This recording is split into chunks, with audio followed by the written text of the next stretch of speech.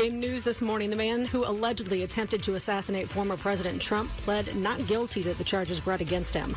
Ryan Wesley Routh had previously been charged with attempted assassination of a major presidential candidate, possessing a firearm in furtherance of a crime of violence, assaulting a federal officer, possessing a firearm and ammunition as a convicted felon, and possessing a firearm that had an obliterated serial number.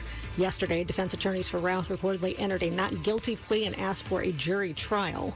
The not guilty plea from Routh comes as federal grand jury charged Routh with the attempted assassination of Trump after prosecutors indicated they intended to seek an assassination charge against the suspect. The U.S. Department of Justice says it plans to launch a review and evaluation of the 1921 Tulsa Race Massacre. The attack by a white mob on a thriving black district is considered one of the worst single acts of violence against black people in the United States history. Assistant U.S. Attorney General for Civil Rights Kristen Clark announced the first ever review of the massacre by the Department of Justice. She says the agency plans to issue a public report detailing their findings and conclusions by the end of the year. An attorney for the last two known survivors of the massacre called the announcement a joyous occasion.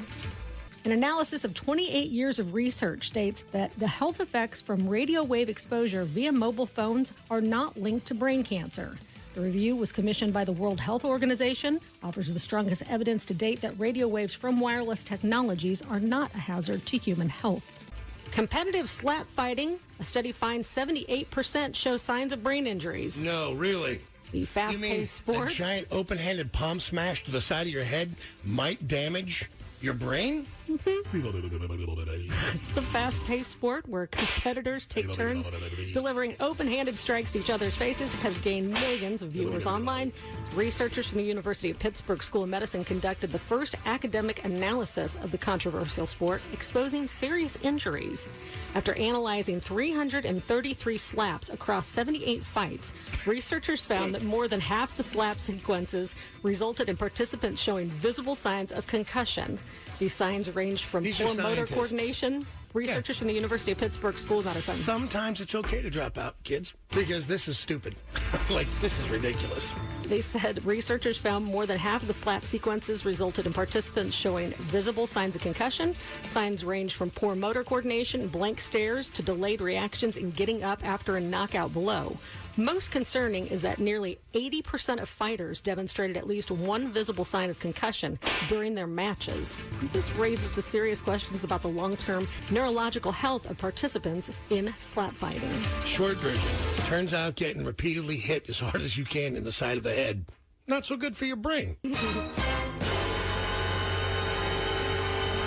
Mike Tyson earned $20 million just to pretty much jump in the ring with Jake Paul, who pocketed a reported $40 million. The Celebrity Net Worth website estimates that Mike Tyson's now worth $20 million. Basically, the former heavyweight champion, they're saying, was once worth $300 million, needed to take Friday night's fight because he was broke. Some say Jake Paul hosted it as a quiet charity event for Netflix. In his post-fight press conference, Jake admitted to going easy on the 58-year-old, saying, quote, "I didn't want to hurt someone who didn't need to be hurt." And finally, a woman told Vegas police that she stole a $2,600 casket containing a body inside from a funeral home because she blacked out from drinking 6 beers. Police became aware of the woman's alleged crimes when officers got a call about a suspicious person lying face down in front of a business. Casket was in front of the Affordable Cremation and Burial Service, and that the funeral home appeared to be burglarized. When officers got to the scene, they found the casket sitting on a cart on a sidewalk near the funeral home. Officers found the body, which had its feet covered with plastic bags, lying face down on some rocks near the front walkway of the property. An open door and broken glass also observed. Coffin's too heavy to steal. 47-year-old woman was charged with burglary of a business, grand larceny, and the removal, transfer, distribution of human remains. I'm Nycki Pace on the Johnny Dare Morning Show.